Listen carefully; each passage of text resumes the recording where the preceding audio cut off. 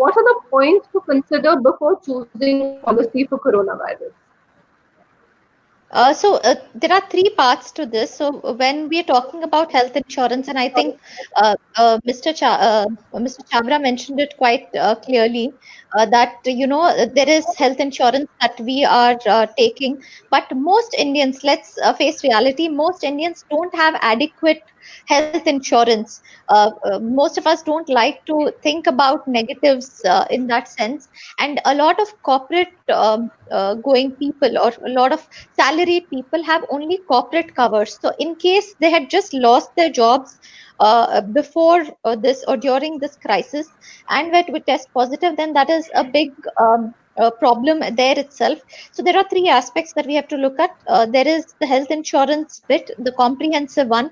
So, if there is adequate, then you're covered. But most of us don't have adequate insurance.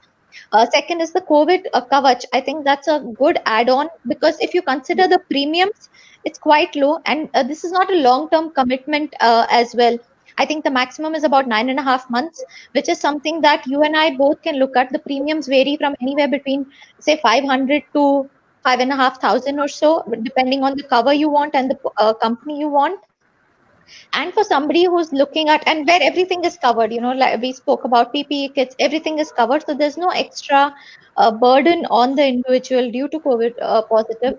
And there is the COVID Rakshak, which is, I think, a great benefit that can add on to the income of the household. So, if these are three things that one can consider, and not consider, also I'm making sure that the financial burden is not too much in terms of premiums, because that is something that we have to be very cognizant of and very careful about, because these are not times when people want to spend so much on insurance policies or anything else for that matter.